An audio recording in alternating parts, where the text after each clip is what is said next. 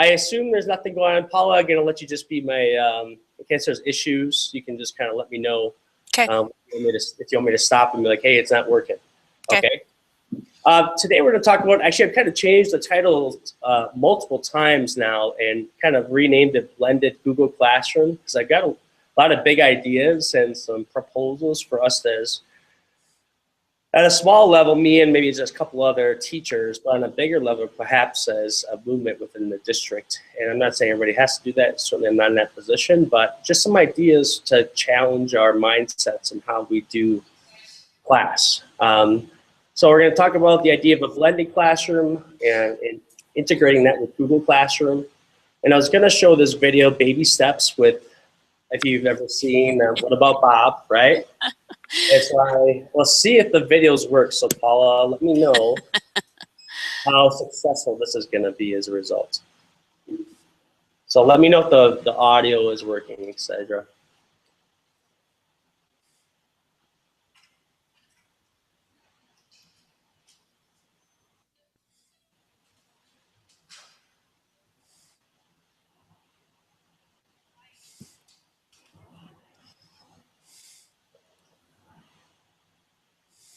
All right, that's way longer than I thought it was going to load. Everything's really slow this afternoon. There is a grunt. And I'm on the MacBook, not the old school Dell, so it shouldn't be an issue. Groundbreaking new book has just come out. Now, not everything in this book, of course, applies to you, but I'm sure that you can see. So can you hear it, Paula? Yes. Title, okay. Exactly how it could help.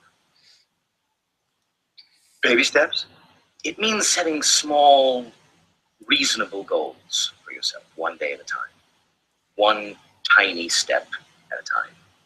Baby steps.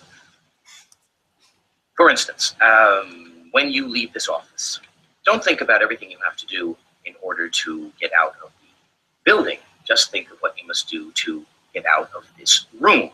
And when you get to the hall, deal with that hall, and so forth. You see? Baby steps. Baby steps. Oh boy. Baby steps. Baby steps. Baby steps through the office. Baby steps out the door. It works. It works. All I have to do is take one little step at a time, and I can do anything. Baby step around the office. Baby step around the office. Okay.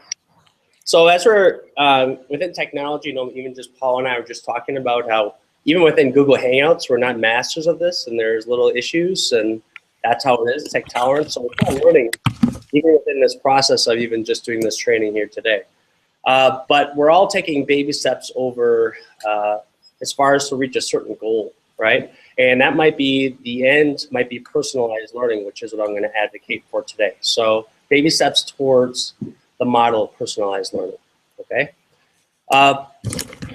So the thing we're going to cover in this classroom, this training today are why personalized learning. We're going to talk about possible avenues for classrooms next year, how to differentiate with Google Classroom, how to record videos using YouTube and Google Hangouts, which you're using right now.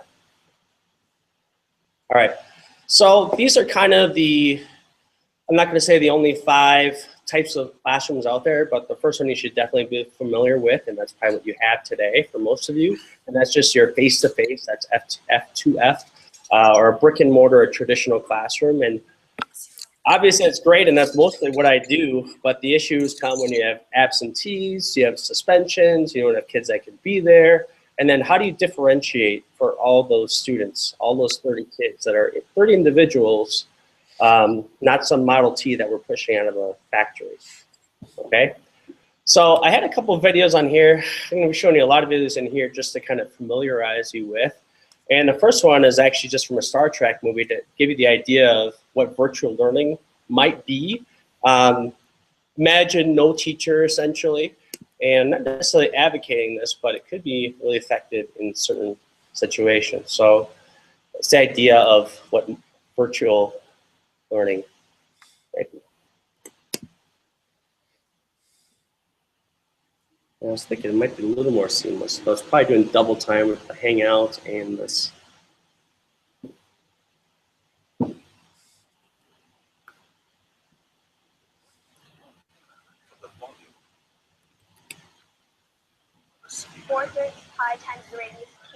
So here you have Spock, and he's in these little half spherical cubicles where he's surrounded by information. He's surrounded basically by a tutor that is teaching him according to his level and constantly giving him formative assessments. And once he masters one skill, it gives him more information to review or reassess. And so it's a constant recycling of information, okay? And so that might be what a really effective virtual classroom, in theory, might look like someday. But what I'm really more advocating for this is above all else is this personalized learning. And there's a book out there called Blended Learning that we're reading as a part of the Wausau Area Virtual Education Committee. That's by Horn and Staker. And if you're going to read one book about education, I really highly suggest that. I'm not even that huge of a nonfiction reader, but this one is actually a really good read. So a lot of the statistics and things I'm getting for the presentation today come from that. So I wanted to show you a couple. I'm going to skip the flipped learning, though, if you would like to watch that one in the future. The flipped learning is from Korea, and they show how they go back and forth. And kids that were traditionally quite lazy, didn't do their homework, all of a sudden they're being held accountable. And the homework is, instead of doing a worksheet or a task, they're asked to watch a video, which they can handle, okay? So they go into the class having a good awareness of what the lesson is going to be about. And if they don't watch the video, it's a little bit of shame that comes upon them. And so even the not so brightest students quickly flip around, metaphorically and literally. Well, I guess not literally. Okay, so I'd like to show you this blended learning one, though. This one kind of really changed my thinking kind of on a lot of things. And this is by Wiley, and in that book, Blended Learning, it gives these little QR codes to scan. And so I just wanted to really show us, assuming it works. There we go. In the future, I'm going to load these ahead of time. A little late for that.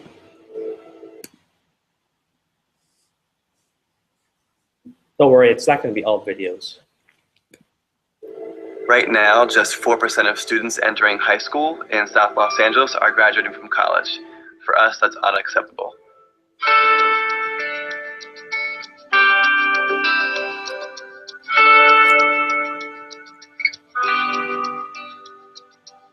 If I could think of one word to describe what a school should do for its students, is to empower them for the future. So I chose the name Empower for our school name. For our students to be fully empowered, it means to be strong in mind, body, and spirit. Strong in mind means having the academic skills to be successful. Strong in body deals with the personal habits of health and well-being. And strong in spirit deals with the character traits our kids need to be successful, not only in college, but also in life after college. At KIPP Empower, we really stress the importance of emphasizing the whole child. Our students are coming in from all different levels. Some have been to preschool, some have been to Head Start, some have not stepped foot in a school setting before. We assess the students coming in to know exactly where they're coming in at, and then we make sure they're getting instruction at their level. We're very fortunate that our students get to start with us in kindergarten, so we get to mold and shape their perspective of what school can and should be for them. Mr. Kerr stands, opens the gate every day, tells the students good morning, calls them scholars. It just shows like, wow, you really care about how my student is doing. Students need support. They need a loving environment where it's okay to take risks and make mistakes. We have great expectations for our scholars. We want them to be goal-oriented and live the 4 values, which are work hard, be nice, stay strong, and make good choices. But we also want them to have fun and be kids and learn and laugh throughout the day. Okay, so now they're going to talk about When the blended California learning. I'm not budget gonna play crisis the whole hit, thing. we It lost gives you an out on a overview. key source of funding known as class size reduction. New and growing charters didn't have access to this pool of funding. In essence, we lost about $200,000 from the state. So to make up for that, we had to increase our class sizes from 5 classes of 20 to 4 classes of 28. However, we didn't want to have that adversely affect the quality of education our students received. We had to come up with a new and innovative way to provide high quality education to our children here in South Los Angeles. So we chose to adopt the blended learning model for our kids.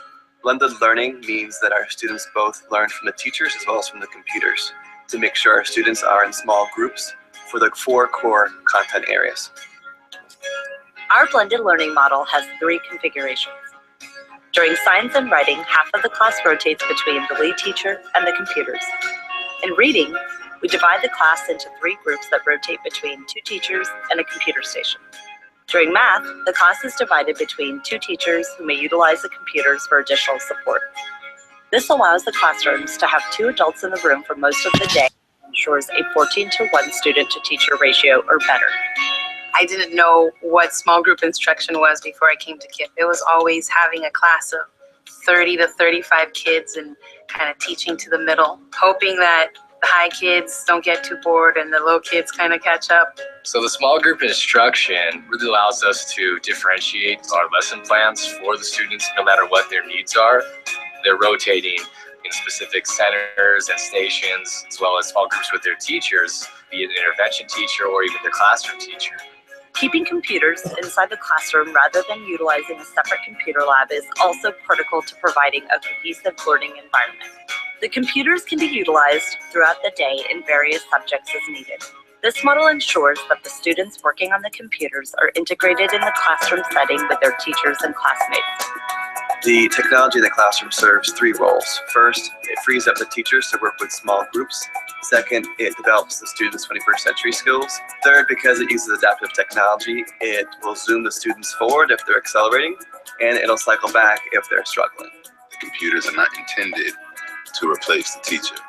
They're intended to focus our attentions better and more systematically on what are the needs of each of our individual children. They come in a lot of times not having any experience with the computer. I teach them how to log in and how to develop basic computer skills. By having our students rotate on and off the computers throughout the day and working in small groups with their teachers, they're receiving a much better education and they're loving the learning process. One of our challenges that we face is that there's not one content provider that has enough content for our students in reading, writing, math, and science. So we had to choose from different content providers. The problem that posed for us is that we would have students having to log on to different websites and learning different usernames and passwords, and that would be very challenging for primary age students to do. So we had to create. Okay, good. All right. The rest of the video, they're gonna talk about how they overcame a lot of their challenges are not exactly relevant unless you're interested in seeing that as an elementary teacher. You can watch the rest of that on your own. But that's kind of the idea of the blended learning model. And the closest thing that I think we have that's in place in the school district is you may be aware of the Read 180 program. And Read 180 is, I've always liked that model. It's a rotation system, except it's not truly blended learning. It's just different modalities, which we'll talk about later. But within Read 180, you have a computer station, you have a reading station, independent learning station, and you also have interactive time with the teacher. And the difference between that and this is it would be more grouped according to ability and bringing that low end up and higher end up higher. Okay, it's getting them to excel. So that's the closest thing that I think we have in the district.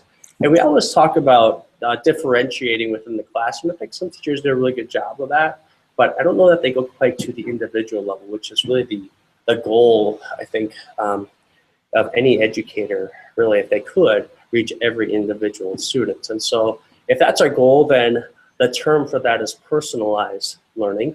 And so I have one more video, so bear with me. And at least, I know that the video didn't quite always line up, but at least the audio, at least as far as I could tell, seemed to line up. Is that right, Paula? Which one? The one that we just watched? Yeah, did the audio come through okay? Yeah, the audio was fine. There were some static pictures, but I don't know. It might have been the intent of the video that it wasn't moving. It was originally smooth, but on my end, it is also not so smooth. So that's both of us, not just you. But at least the audio is coming through, so you can kind of, I don't know, close your eyes and meditate maybe.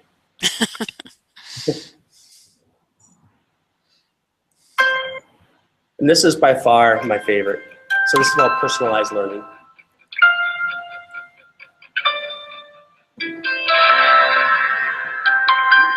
Math was always boring, but Teach to One made me like math better.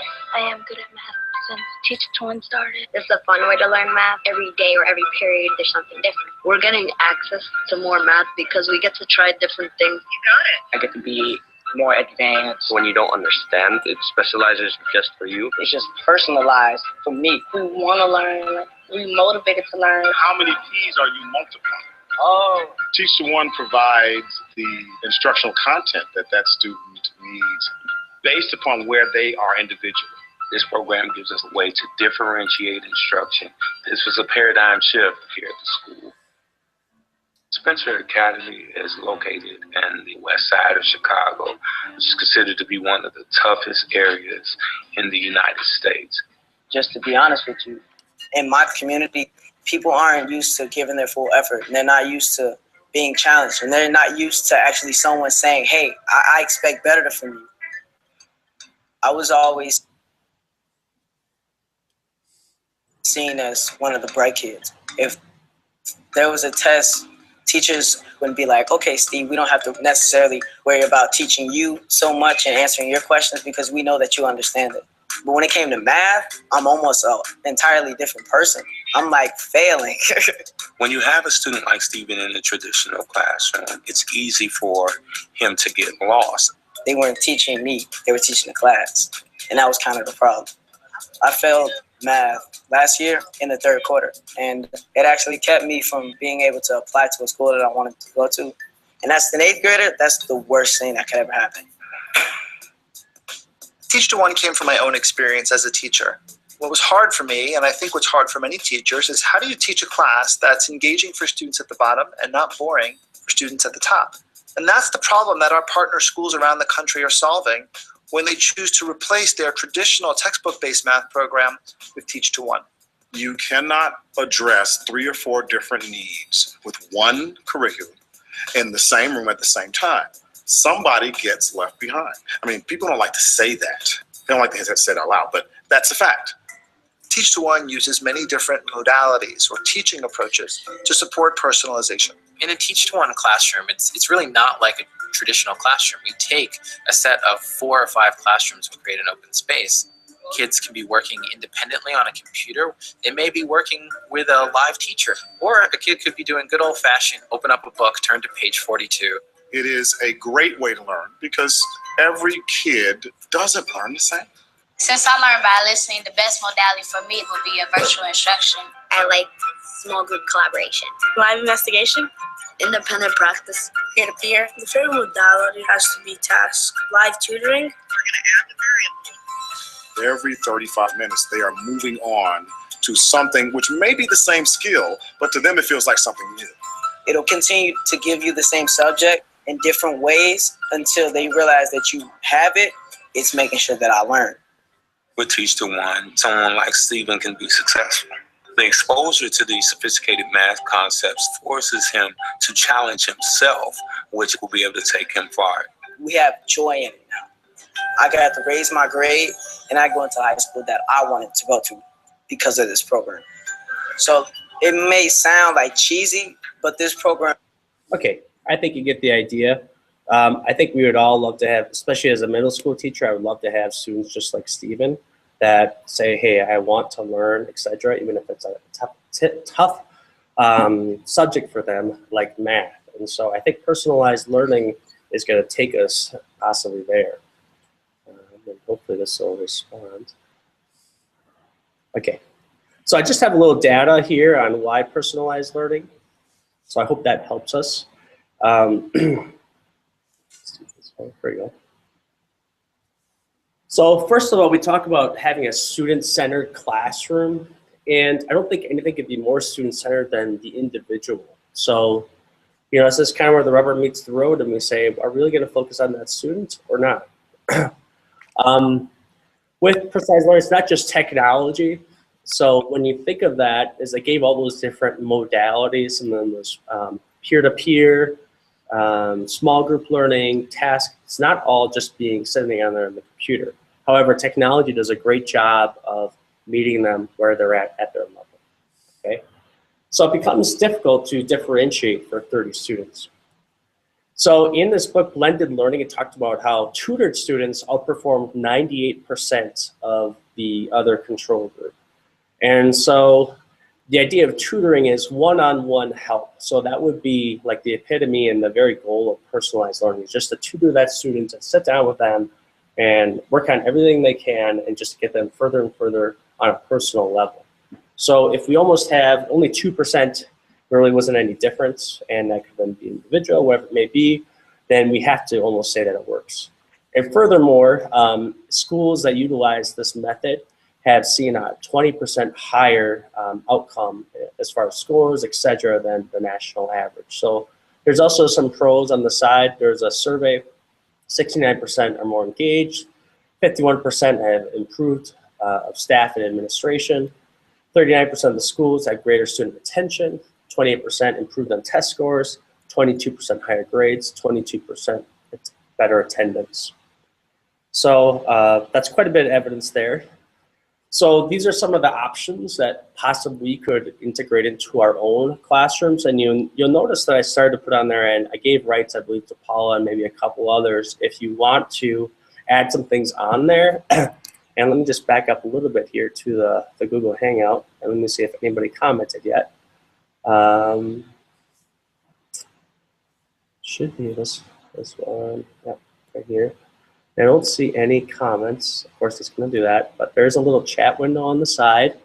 List all available commands. Okay, so nobody chat on the side. If you want to ask me something, and I realize it's doing the really cool tunnel of death, but there's this chat option on the right. If you want to ask a question, or if you want to be invited to edit those slides, then let me know. I only got one other person watching anyway, but nevertheless, anybody in the future, if you'd like to add some ideas and to collaborate with us, that'd be great. Okay. Okay. So these are some of the options. The idea of virtual instruction. So basically, that's just a YouTube video or something for them to watch to supplement your material, or to be the core of the video like they do in flipped learning. So rather than the teacher and then the student doesn't get it, instead they can pause, they can rewind, they can listen to it again until they finally get it. Small group collaborations, you might take 1/3 of the class. You know, generally you talk about personalized, and that's really going to happen more on the technology level, and you can do some within that small group, but you're going to have a certain amount of students that are going to be roughly at the same level. So it isn't wrong to group students. Live investigations, that's a lot of like projects. So realistic projects where it has real life application, where they find out an answer and they solve a problem. That's what that's talking about. Independent practice and task-oriented, whether it's projects or worksheets, that's kind of what that's talking about. Peer-to-peer, so you might take your higher kids, and the best way to learn is to teach, right? You really remember 95% of what we teach. And so peer-to-peer interactions are valuable for both the higher and the lower, if you will. And then, of course, live tutoring. So within a lot of those technology pieces, they have live tutors available. Even when the teacher is busy, they can still find somebody through that program. All right, let's go back to presenting here.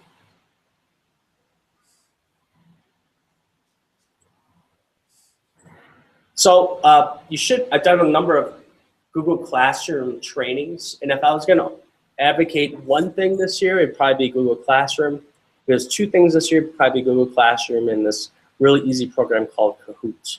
But what Google Classroom does is it basically uses your Google Drive account, and you can distribute assignments, you can collect assignments, you can track grades, really easy to do discussions, communication, and they now have a teacher collaboration option, so where you can have two people that are overseeing the same class. So for this model, it is now possible, versus 2 weeks ago, I couldn't have said this. So that's just what Google, you have all that money that's strong arming into education, for better or for worse. And as a result, they can get things done even though it's completely free. I didn't mention that. So you can customize it, and there are some things you can't do, but I found many workarounds. And also I've been reading on Google Plus that's soon to be integrated with Infinite Campus. So everything for our district from attendance and gradebooks is there. So imagine if you just put it in Google Classroom and automatically synced to Infinite Campus. I mean, how great would that be? Okay, so now I just want to talk about this big idea. I'm not trying to toot my own horn, but I just was looking for some feedback on this. So you can do that in the chat or via email or through the feedback in the end. Any of those things are fine. So differentiation with Google Classroom, how might we do this? Because it took me a while to try to figure this out and how to do within a manageable structure within our district without totally doing the teach-to-one program. And that was just math, and that takes an entire day. So that's not exactly practical.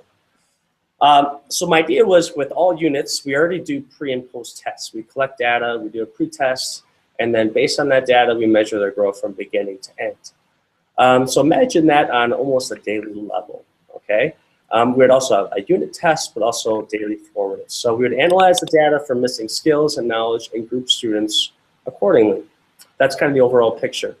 We would survey students for their learning styles, although I want to present a lot of options, even if they don't necessarily project that as their learning style, there would be more options than just what they'd selected. So the idea of the autonomy is students would choose what they're gonna do, how they're gonna accomplish that learning target, how they're gonna learn the anatomy of an atom, whatever it may be, okay? So what you do is a daily formative exit ticket. And so like day one, it might be just starting with the core. So that'd be the basic ideas. And they would take an exit ticket at the end of the day, and that would determine the next day's path. So I basically have these idea of 3 path labels: help, core, and bonus. So help should be the lower. Core is what, the common core, everybody's learning targets. Teaching to the middle, like we traditionally do. And the bonus would be for our GT kids, those that want to go a step farther so they're not sitting there bored. So the idea of student choices, and when I talked just between the 3 social studies teachers that were doing 8th grade social sciences, we all teach a little bit differently. And so I'm like, well, it's not that I want them to teach like I am, and I want to teach some of the things that they're doing. Why can't we just do it all? So that's what I'm advocating here, is that we offer it all, that it's limited to, however, it'd be limited to 1 classroom. So students choose their activities at first from the core, so they'd start that first day. At the end of the class, if they fail the formative at the end of the period, they must go to the help assignments for the same lesson the next day. So it's basically a 2-day model, while others go on to bonus material. So if they pass that formative, like a 70% or better, wherever the benchmark is determined, then they would do the bonus material. So this could be supplemental. It could be a unit-long project that they could be working on. It could be videos that they're working on, etc. I'll get into that a little bit. Students can also choose help materials first if they're pretty sure that the core is traditionally too hard, but they must pass eventually the core formative, okay? We don't want to lower the bar, we just want to provide extra support so that they can make the standard. So let's say, for example, this is the schedule. So you might have a core, so that you have your teacher, whatever it is, your teacher-led student-centered lessons on core learning targets. So this is where I say, the teacher is themselves. They do their lessons that have been more or less doing the last umpteen years, and in whatever way they deem is the most effective. And I say you do that, and that's your core lesson for that day.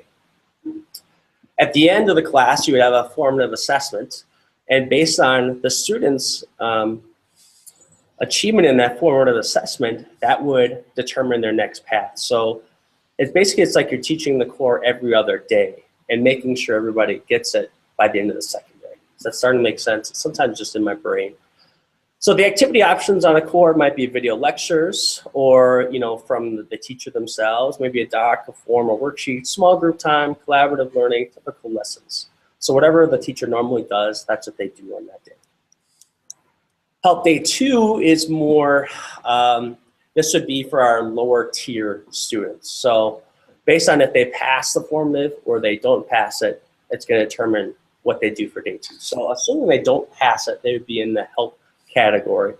So they might get some direct instruction. So we've been working as a school on 5-day vocabulary lessons. So that might be in a small group led by a teacher. And if we're integrating and we're combining classrooms, we can swap students and move students around, according to the need. So like John Lakis and Pat Ehrman also teach 8th grade social studies. We can collaborate and say, hey, I'm gonna take the help kids today, you take the bonus kids, whatever it may be, okay?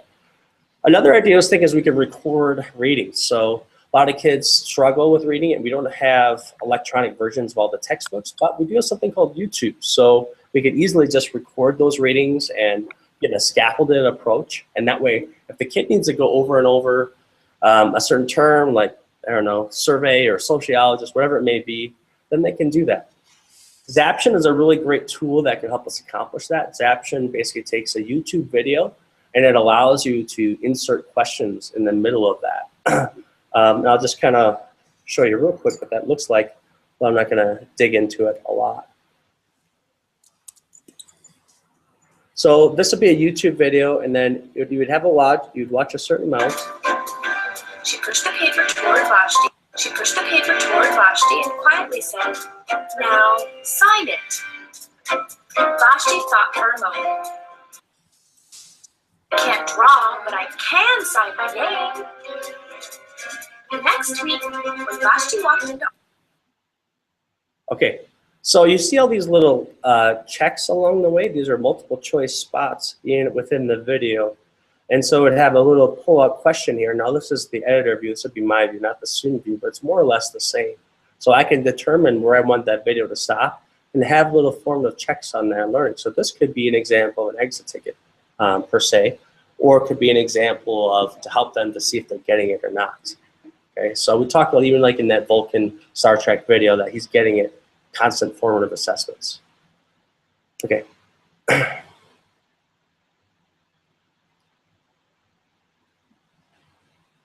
So that's Zaption. So the idea and a help is really focus on those UBD terms and maybe a little bit more limited span of the learning targets. So we look at what they failed the day before, and we really focus on those things that they failed on. We look at their formative assessment, we pull up that data.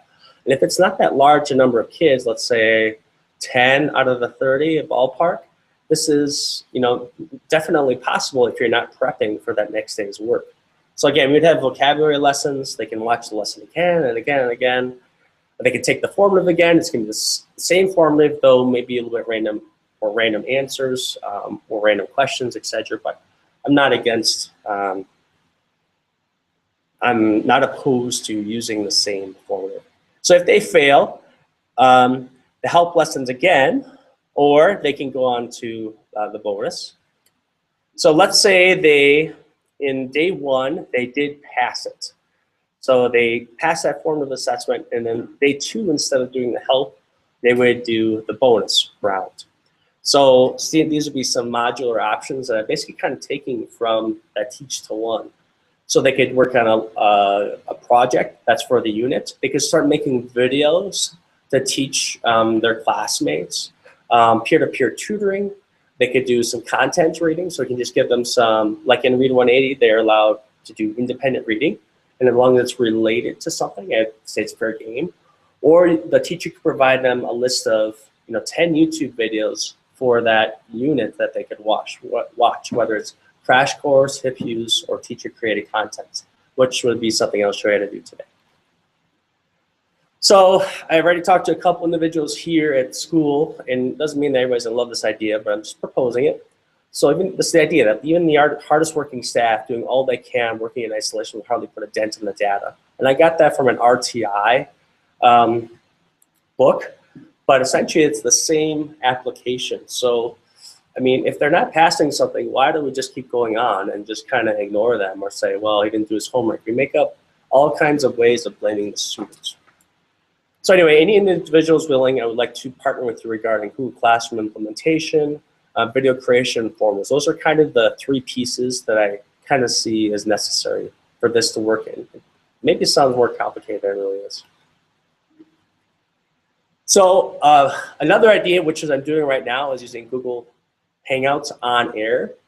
And one way of recording your class, and whether students are in the at-risk room, they're at home sick, and if you just want to have them watch, Google Hangouts on air is a great way to log in. Now, we had some minor setbacks in the beginning here, but I think with some practice, it'd probably be pretty seamless, right? So you do need a Google Plus account to set up. You can record the class with these. Like right now, it's just automatically recording it. It's actually streaming it live on YouTube. So there's actually a YouTube video being set up all the time right now. So students could join at home, etc.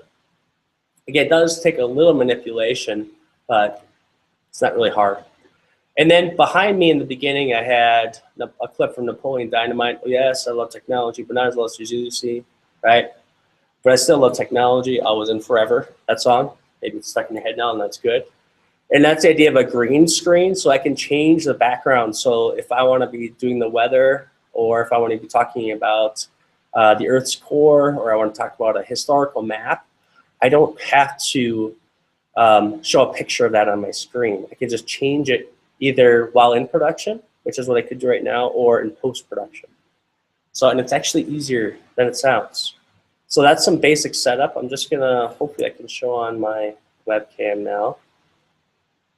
And I'll show you some options. So, low tolerance.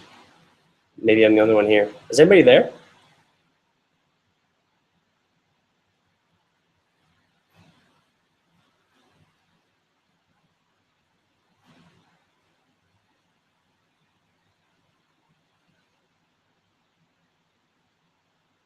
Oh, I do have 2 viewers, so I am very happy about that. Thank you. I am going to go back to my webcam. Now you will not see the tunnel of death, at least you shouldn't. I'm going to go off of screen share. And in theory, learning class way to purchase the curriculum or ready to invest in the district. Love Google Classroom. Teachers need to apply, and then Scout ratings are approved them to start in classroom, like the tiers, guide students what they need. Thanks, Seth, for time and expertise. There you go. Okay, see you, Paul.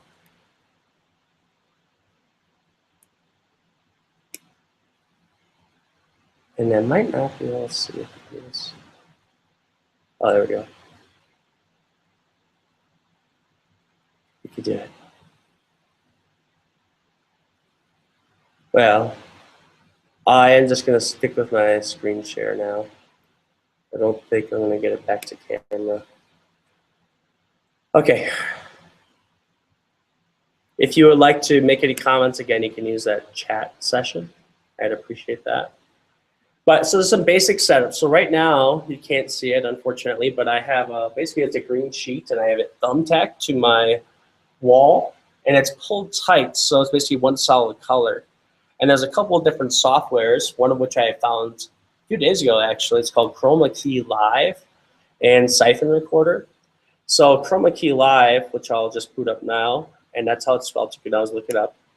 It looks like this. So right now it's running, and if I just change this and manipulate some of the settings here, I can get it so only see the video there. Okay, and now if I hit escape, it'll go full screen. So I got Kip there, and I can play this video. It's pretty easy to use, actually.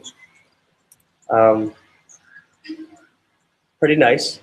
Oh, you are still here. Hi, Paula.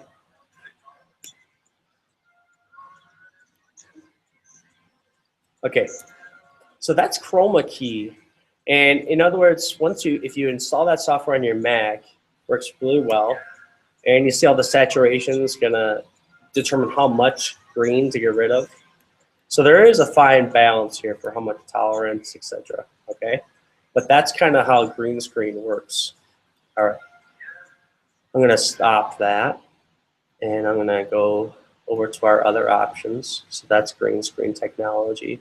Previously, which I am now paying for, which I'm probably going to cancel, is WeVideo, and the difference between WeVideo and Chroma Key that I'm paying for is Chroma Key I can record it in as a siphon, and then I can save it to my Google Drive, and then I have to upload it to WeVideo, and that's a workaround from paying $4 a month.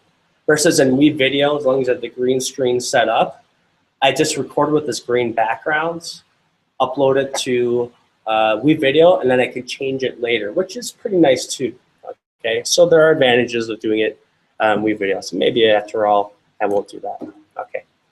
Other recording methods, and some of this I got from our Train the Trainer meeting over at Wausau West with Pat, and I don't remember the other guy's name, sorry. But it's QuickTime, and that's what I used to use on the Mac, and that's really easy. And you just do File, New Screen Recording, and you can go up to 15 minutes. So as far as something that you already have on your computer, that'd be the one. Another program you can find in the Chrome store is called Snagit.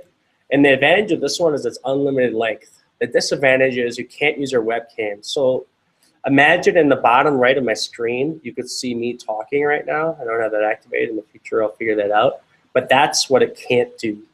But it is free. So that's a big bonus. Versus the next two, they do have free options, but it has a little more limitations. So if you want a free option of Screencastify, you can go 10 minutes. It is free. You do get the side webcam feature, so you can see me talking right now. Or you can do a one-time purchase. It's 20 euros, so that's $21.73, and then you have it forever. Okay. And the other one is Screencast-O-Matic, which is what Patrick Galligan did his training on. You can get a 15-minute free video. You can do both webcam and screen, just like Screencastify, and that one's $20 for 3 years. But that one does do HD. And as far as I could tell, Screencastify didn't. I could be wrong, so I'm sorry, please, Screencastify people, if that is incorrect. Okay, so I mean, YouTube is a really powerful tool, and maybe, I don't know if Paula's gonna be able to chime in here or not. If you are, just go ahead. I mean, are we holding back students? Students could teach themselves everything they know. I mean, whether it's fixing your dryer or learning chemistry, pretty much YouTube has it all. Between grants given to Khan Academy and what's the other one, like LearnZillion, there's tons of information out there, especially in like the math and science fields. And now that YouTube is 10 years old, I mean, it's just a gargantuan amount of data out there. As a Wausau School District employee, you already have a channel created. And as Paul was explaining, it is saved as your username. So mine is sglenden. That's what it defaults as. So you need to change that so it's not so, I don't know, hunky or cheesy. I don't know, whatever you want to use there. So you might look at some others and how they've created their channels. One of my favorites is Hip Hughes, or you can look up Mr. Betts. He does a lot of songs that are hilarious. Crash Course, Khan Academy, and they all have their own way of grabbing your attention. But remember, on YouTube, you have unlimited uploads. So if you want to make a Truman Show of your life, you can. All right. So what would we record as a part of this differentiated instruction model? So as I explained, for like people in that help category, you might do readings of the textbook, or you might do explanation of UBD terms. And if they have to go over that 6 times, then they will. If that's what they struggle on, that's all they're going to work on until they can pass that format. Perhaps for our higher students, we might do lessons not found on YouTube or Khan Academy, right? You want to add some extra information because not everything is out there, but I think about maybe 75% of what we want is. So we don't need to reinvent everything. Might as well give them hits on their videos, right? So that being said, so things that's not on there and you want to explain some special concepts related to the social studies 8th grade curriculum, probably not going to be there. Or you can record your everyday classes and, like I said, do your Google Live Hangout for a kid that missed it. Certainly supplemental content, and that's where we can really hit it big. For the GT students or the kids that are in that bonus category, where they can do extra stuff and it's more project oriented. It's you know, explaining maybe it's more complex things, or for the help section for basic things, right? I think when you record those videos, unless you're going to do it for your class, I would suggest 10 minutes or less, which is optimal. And in fact, they say about 2 minutes is the best for a quick concept. But I can watch a 10-minute video and get something out of it. If it's just going to be as long as this one will be in the end, I probably won't. I'll probably lose interest pretty quickly. All right, so the idea here is let the personalizations begin. So we've already started Wausau Area Virtual Education. We're going to be a Wausau Virtual Schools partner. And so what that's going to be is allowing for basically pretty much that online model. So strictly on the computer, I think we'll have some synchronous sessions, but eventually, but for now, it'll be mostly asynchronous. In other words, where the teacher and the student pretty much have no interaction except for email. So what is our future of learning? I think that personalization is our future of learning.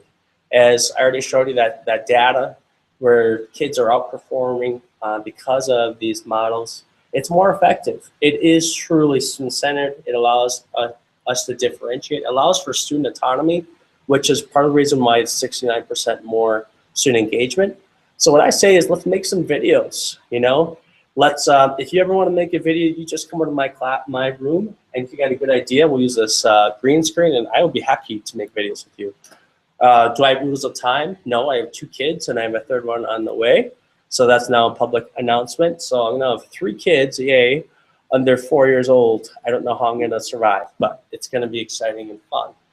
So my suggestion, again, is maybe the first step is just start using Google Classroom.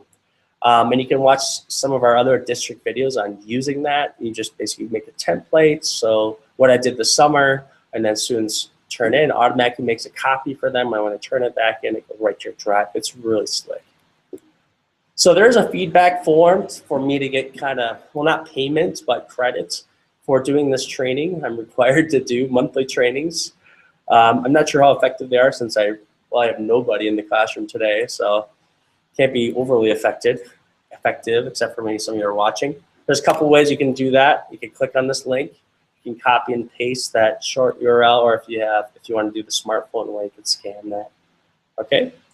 So at this point, what I'm going to do is I'm just going to turn off my screen sharing, and until I'm going to just see if there's anybody actually watching. If there is anybody watching, I'll discuss. Anybody that wants to discuss their ideas, maybe why you think this would not work or would work. You're not going to hurt my feelings, really. Okay. So I do have 1 viewer. I assume that's probably Paula.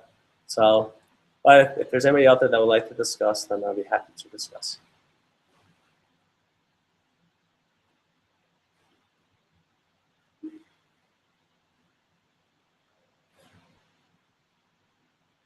Okay, well, I'll tell you what, I'm not really feeling like anybody's paying attention, and that's totally fine. So what I'm going to say is it's 4:15, it's been an hour, and I wish everybody the best, and feel free to contact me with any ideas or if you want to collaborate. So thanks for your time, and thanks, Paula, for attending. Bye.